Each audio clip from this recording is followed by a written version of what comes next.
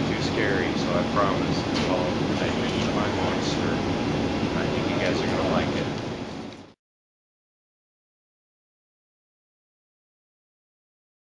Tonight, when I looked under the bed for my monster, I found this note instead. Gone fishing, back in a week, Gabe. What was I going to do? I needed a monster under my bed. How was I supposed to get to sleep if my monster was gone? I tried to sleep, but it wasn't the same without Gabe. I missed his ragged breathing, his nose whistling, the scrabbling of his uncut claws. How would I ever get to sleep without Gabe's familiar, scary noises and his spooky green ooze? It was no use. Gabe would be gone for a week, and I just had to have a monster. I climbed quietly out of bed so my parents wouldn't hear me. Grown-ups have some strange ideas about monsters under beds. I knocked on the floorboards, then scrambled back under my covers. I waited nervously. Would a new monster appear? What would he be like? Would his snorting be as cheerful as Gabe's? When I heard some creaking under my bed, I knew that the substitute monster had arrived. "Good evening," said a low, breathy voice. "My name is Herbert, and I will be your monster for the evening." "Herbert? What kind of name is that for a monster?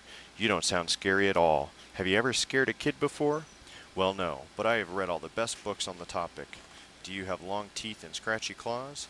I asked. "No, but I have an overbite, and I'm a mouth breather. Listen." Hee-haw, hee-haw, hee-haw. Herbert's panting was kind of scary, but it wasn't enough for me.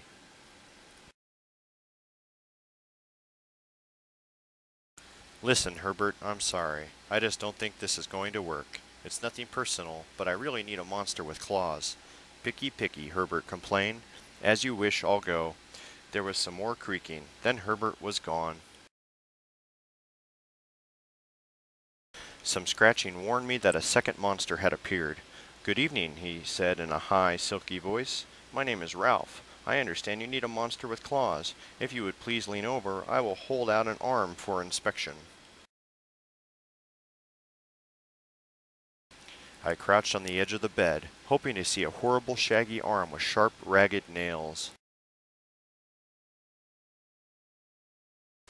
Instead, I was surprised to see sleekly brushed fur with smooth, shiny claws. "Excuse me, I don't mean to be rude," I asked, "but is that nail polish on your claws?" "Yes, it is," Ralph replied. "I believe professional monsters should always be well groomed."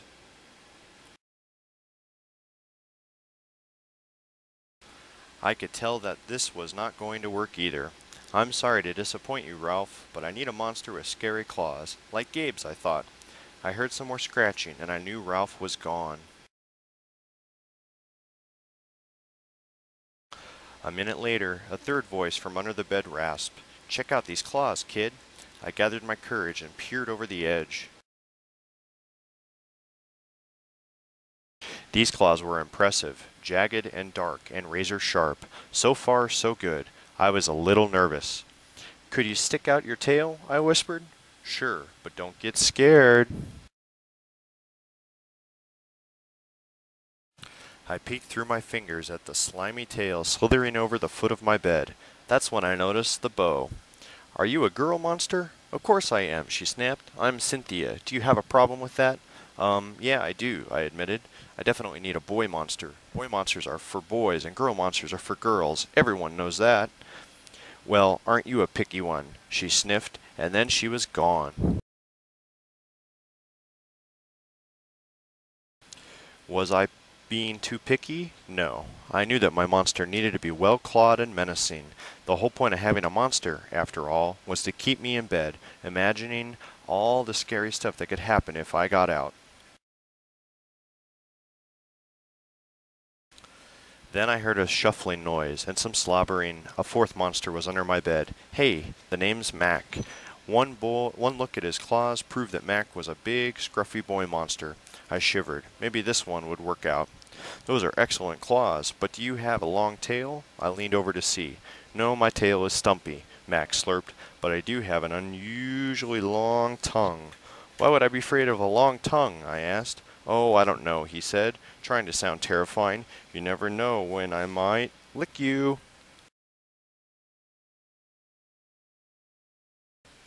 I fell back on the bed, laughing. Well, if you're not even going to try to work with me, Mac whined. I held in my giggles. I really don't think you should send me away, he warned. Kids who reject 5 monsters in one night. I did not reject 5 monsters tonight, I interrupted. My regular monster went fishing. Fishing, eh?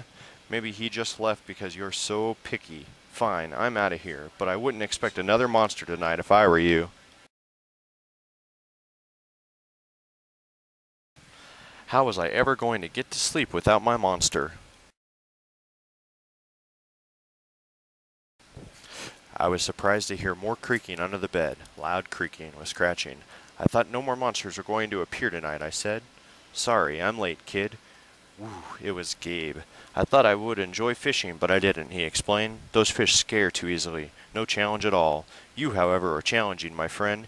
You're almost too old to be afraid of monsters. You keep me on my toes. Ah, toes, a delicious snack. The bed quivered as Gabe's stomach rumbled with hunger. Now, if you don't mind, I'd like to start the evening with an ominous puddle of drool. I peeked over the edge of the bed. Green ooze spread soundlessly from underneath. Then the bed trembled as Gabe unfurled his spiked tail. He was daring me to guess where he might pop up. I shivered.